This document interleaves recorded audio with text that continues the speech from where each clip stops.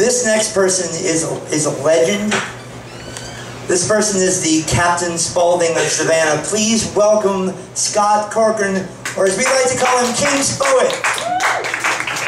Oh, hey everybody. I'm the first one to bring up some notes today because I got new material coming up. And I'm going to start out, but I always feel like kind of a fraud when I'm performing here, because really, I'm more the sensitive poet. I'm more the sensitive poet than the stand-up comedian. So I like to do some love poetry for the ladies, some love poetry. More accurately, haikus of my favorite sexual positions. Nothing says loving like a brutal Dutch oven, blanket, Auschwitz. Blumpkin is fun way to get toilet dirty. 2 different ways.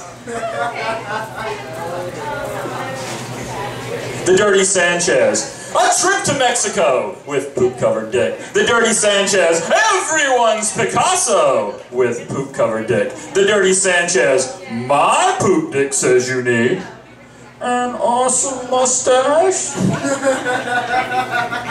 Now we're gonna get real romantic. The Cleveland Steamer. I shit on my lover's chest. Smells like victory. Lover is onion, 'cause I cry when I cut her. I had a couple of groans there. That's just a joke. I don't cut my girlfriend. She cuts herself. Just to feel something. Midget sex donkey, ride to Jerusalem on Joseph's ass. Now, I was doing my poems. I was doing some research. Reading, what was I reading? The Lives of Poets? No, that wasn't it. Wikipedia? No. Urban Dictionary. I was going through Urban Dictionary and saying, I've written all these haikus. Have I forgotten anything? And I said, I think I know it all. I've forgotten anything. And I looked at it, I found an entire new category of sexual positions that I'd never heard of. People are developing and naming sexual positions after celebrities. There's the Tony Danza. Yes.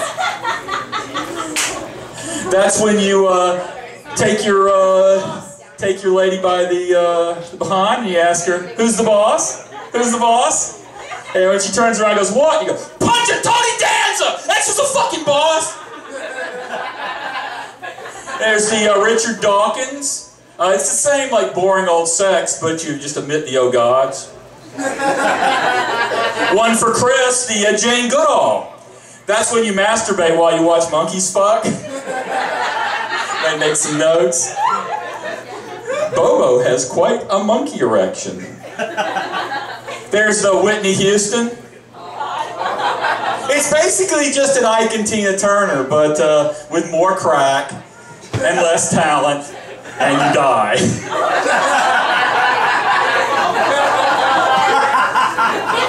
There's the Oprah Winfrey. That's when you run a train on a rich chick, and you get a car, and you get a car, and you get a car.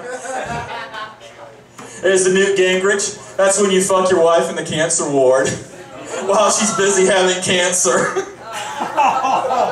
There's the Mitt Romney when you fuck your dog on the top of a moving car. There's the Cheers, where everyone you have sex with knows your name. I'm gonna have to try that sometime. Oh, man. Oh, the Chris Angel. That's when you're having sex with some douchebag and your erection disappears.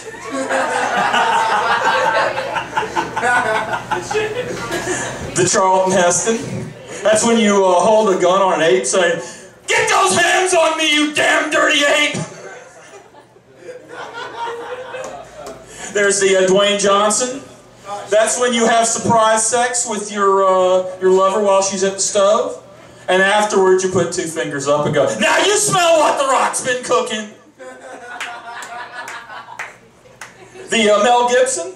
That's why when you have sex with the Thai prostitute while driving the last of the intersectors, while your dog watches from the back seat having a stick in his mouth hacked to the trigger of a shotgun, riding through a post-apocalyptic wasteland. Run by the Jews! The Bill Cosby.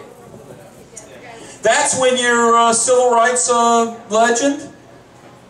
Have sex with your lady wife, have 5 children, send them all to college while making clever quips about your childhood. It's not having sex with a hooker in a tub of pudding. That's not Dr. Cosby. That's not Bill Cosby. Oh, you guys make me sick. All right, I have a very special poem. I said, you know, raise the tone a little bit here. Do a little bit of iambic pentameter. Kenan and Kale decreed a vast pleasure dome built in space, and Kenan commanded his pleasure slave be grafted with a donkey's fleece. Kale squealed in bombastic wee, donkeys, donkeys, ka-choo, ka-chay. Oh, we with donkeys, obli, oblay. And feast and purge and feast again on wimpled and on candied taint, while animated schoolgirls writhe and churl with tentacled complaint. A joy camel svats alone, shadowed, humped, empty droop, while caprophiles cavort in piles, pale faces smocked with poop. Jade and guilt again, fat Kale did nigh on tone. Amputees and manatees I've peed on from my throne, and yet 1,000 horse-shot glains now tickle no lament, and yet not stir behemoth swans. No pleasure now intent. A cockle shell, a Buddhist bell, a peacock, or a sponge? Would these not please between your knees, royal fluffer dared not plunge? My mind entwined labyrinthine like shadows on the wall. What quarrels and wails when love set sail? Now I have done them all.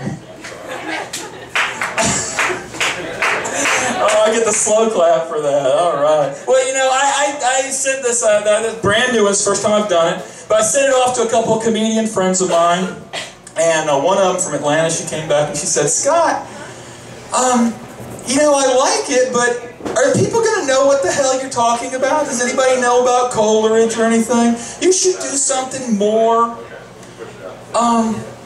accessible for your audience." I said, "Well, I got some accessible. If you have a hereditary title, and yet you spent your inheritance on whores and dice, you might be a romantic poet. If you spent the entire season composing ghost stories and having heroin orgies on a villa in Italy, you might be a romantic poet. If you married a distant rich cousin and yet have sex with your half-sister, courting scandal and imprisonment, you might be a romantic poet. If you only attended one lecture while at Oxford, eschew, compose your epic poems on 2 quarts of laudanum a day, on the subject of enlarged seabirds, you might be a romantic poet. If you eschew your surgeon's practice to write poetry and die of tuberculosis in Rome while having only on your headstone in pentameter, you might be a romantic poet." All right, I'm going to finish with this one last bit. This is a bedtime story I tell my nieces and nephews. It's called The Littlest Transvestite.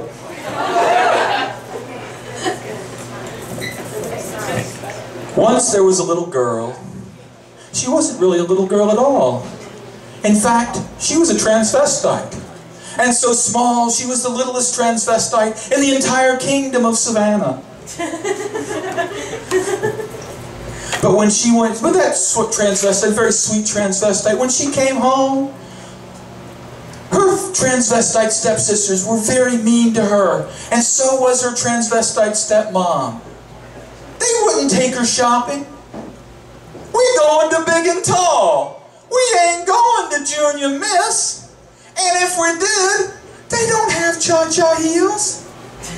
So the littlest transvestite cried and cried and had to make lewd with the elegant ball gown she found in the Goodwill dumpster.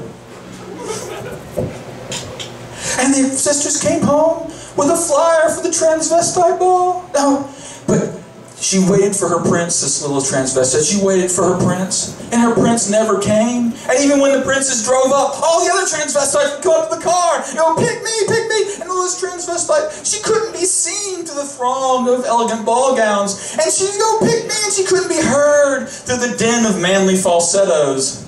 And even when a prince was in, looking specifically for transvestite midget blowjobs, he'd pull out the tape measure. 4'10".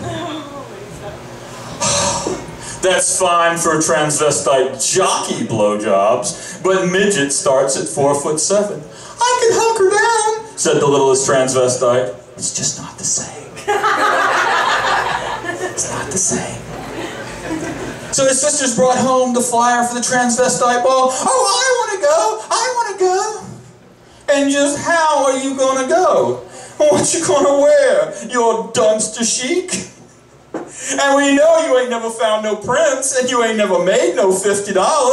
How you going to get money to come in? You better be scrubbing on that floor. I'm going to kick you out on the street. So she was scrubbing on the floor, and her sisters were laughing at her and throwing chicken bones at her head. And they all went to the transvestite ball, and she was scrubbing, and she was scrubbing, and she looked up through the tower window. And there was a star. And she wished on that star. She wished so hard, and poof! In a burst of CNC Music Factory, there was a tiny little transvestite looking like a cross between Cher and Beth Midler. And she going, you are going to that ball.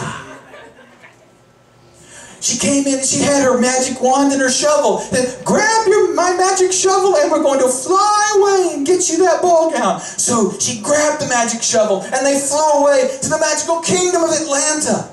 And then with that magic shovel, they dug up the grave of John Benet Ramsey. A ball gown, the transvestite said. Oh, and it fits me like a thing. And I just have to wash out the bloodstains and rape. And cha-cha heels, just my size. Oh, that's so great. And then the fairy godmother took John Benet's little skull and turned it into a magical stretch Hummer. And they jumped in, and it was off to the ball, and wearing her beautiful tiara, her elegant ball gown, and her beautiful new cha-cha heels. She had no problem making the $50 in a magical truck stop men's room.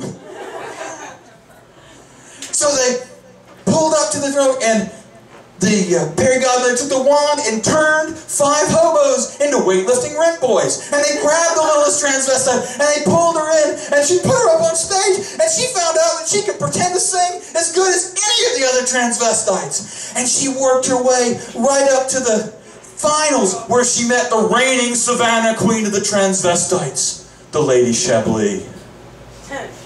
Oh, the littlest transvestite, she was so scared, she was just shaking. But there was one thing that this transvestite, this littlest sweet transvestite was not very good at, and that was hiding her candy.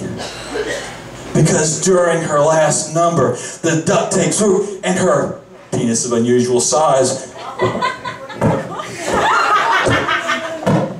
started hitting her knees like a bell clapper ringing out Christmas. The Lady Chablis, sensing a quick win, grabbed it and looked at the littlest transvestite and looked at the crowd and looked back again, and everyone was laughing at her. And the littlest transvestite, she just wanted to die until she had a great idea and swung her hips and smacked Lady Chablis upside the head with a 9-inch trouser snake. And they declared her the winner and picked her up and declared her the littlest queen of the transvestites. And then that day, that magical day, she met her prince behind the magical club dumpster and made much more than $50 and lived happily ever after. I'm King Spo-it. Good night. King Spo-it, everybody. I love that guy.